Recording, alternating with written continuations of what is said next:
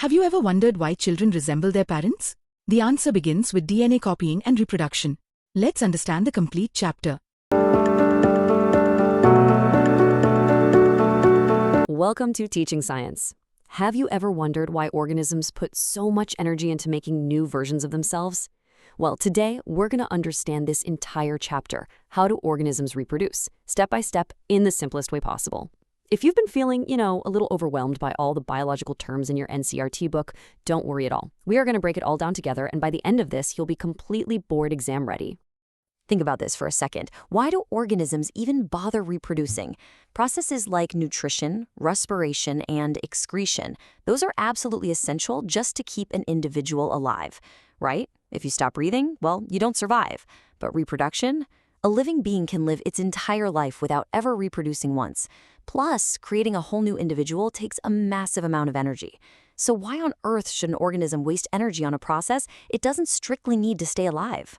Well, the answer is all about the survival of the species, not just the individual.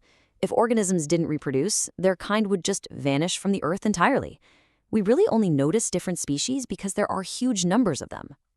So here's our roadmap for today's lesson. First, we'll look at the need to reproduce. Then we'll dive into asexual reproduction, broken down into two parts. After that, we'll cover sexual reproduction basics, and finally, wrap it all up with a quick chapter revision. All right, let's jump right into Section 1, the need to reproduce, focusing specifically on DNA copying and variation. At its absolute most basic level, reproduction involves making copies of the blueprints of body design. In your cells, this blueprint is stored as DNA, or deoxyribonucleic acid. DNA is basically the information source for making proteins, and different proteins lead to completely different body designs. So the most basic event in reproduction is simply the creation of a DNA copy. Cells use chemical reactions to build these exact copies. But think about it. Keeping one copy of DNA and just shoving the other one out of the cell? That wouldn't work. The new DNA needs a highly organized cellular structure to actually maintain life processes.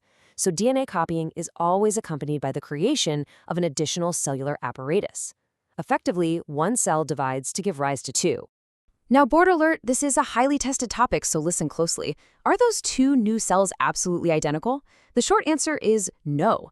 No biochemical reaction is absolutely reliable, which means there will always be subtle, tiny variations during DNA copying.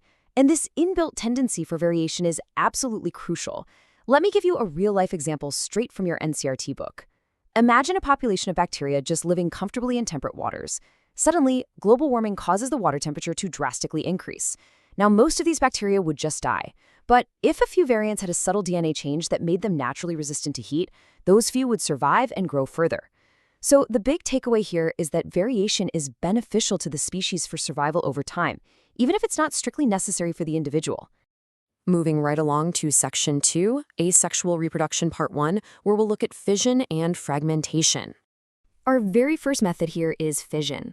For simple unicellular organisms, just simple cell division or fission creates entirely new individuals. Take the amoeba, for example. It reproduces by something called binary fission. Binary meaning two, and fission meaning splitting. It literally just splits into two equal halves. Now, since an amoeba has no fixed shape, the splitting of the two cells during division can actually take place in any plane whatsoever. Interestingly, though, organisms like Leishmania, which causes Kala-Azar, have this whip-like structure at one end, so their binary fission has to occur in a very definite, specific orientation. Here's a quick exam tip for you. You will very likely be asked to draw or label this exact process in your board exams. Honestly, it's as simple as 1, 2, 3. Step 1, the nucleus inside the amoeba elongates and divides first. Step 2, then the cytoplasm starts to pinch inward and divide. And step 3, finally, two identical daughter cells separate completely. I highly recommend practicing drawing this sequence in your notebooks. It's a guaranteed way to secure some really easy marks. Now, let's contrast the amoeba with the malarial parasite Plasmodium. Instead of splitting into just two cells, Plasmodium divides into many, many daughter cells simultaneously. We call this multiple fission. Inside a protective wall, the cell just divides over and over again, and when the conditions are just right, it bursts open to release all those numerous new cells all at once. Watch out for this common mistake. Students so often confuse the examples for these two, so let's lock it in right now. Binary fission means splitting into exactly two equal halves, and your key examples are amoeba and leishmania.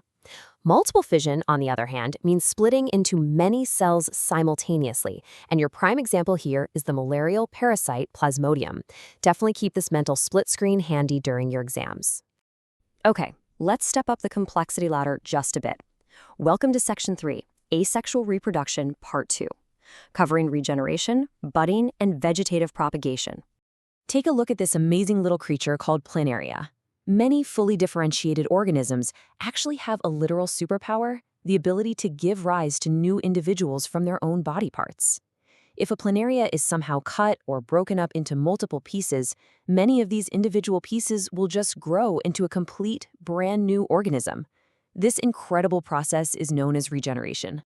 So how does it actually work? Well, regeneration is carried out by specialized cells.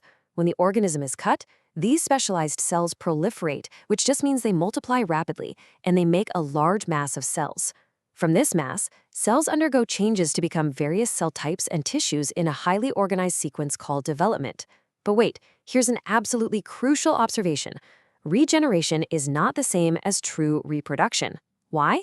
Well, because most animals don't normally just wait around to get chopped into pieces just so they can reproduce, right? Now let's see how an organism actually uses these same regenerative cells for true reproduction. Enter the hydra. Hydra uses its regenerative cells for a process called budding. Basically, a tiny bud develops as an outgrowth due to repeated cell division at one very specific site on its body. These buds develop into tiny individuals while still attached to the parent. Then, once they are fully mature, they just detach from the parent body and float away to become new, totally independent individuals. Plants, of course, have their own incredible methods, particularly vegetative propagation, which is incredibly important for agriculture for three main reasons. First up is speed. Plants raised this way bear flowers and fruits much, much earlier than those grown from seeds. Second, it's an absolute lifesaver for seedless plants. It allows us to propagate plants like bananas, oranges, and roses that have completely lost the capacity to produce seeds. And finally, genetics. All the plants produced this way are genetically similar enough to the parent plant to have all of its exact characteristics. All right, let's transition to Section 4, Sexual Reproduction Basics. So why two parents? All the methods we just discussed involved a single parent. But what happens when we involve two? Well, here is a super quick memory trick for you.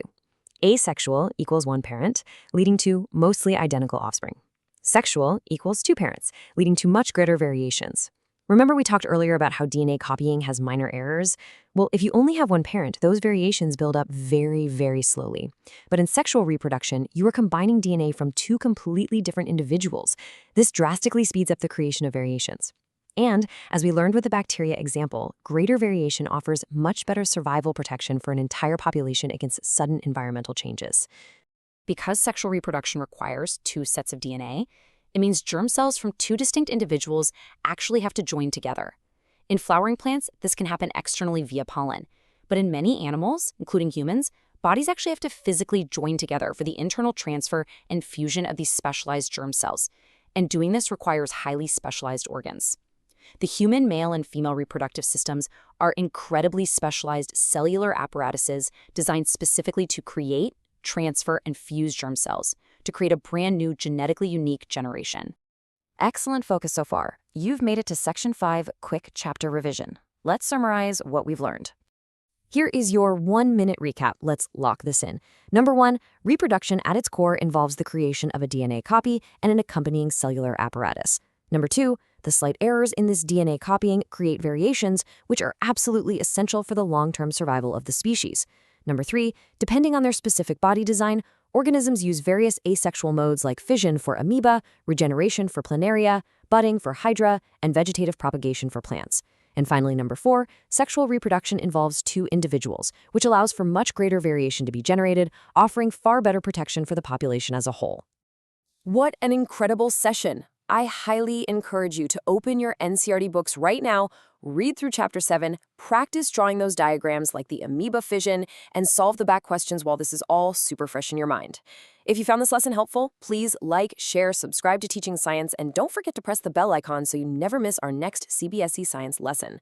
Keep studying hard, and I will see you in the next explainer. Until then, as you look at the living world around you, ask yourself, how are the tiny and visible variations happening right now shaping the future of life on Earth?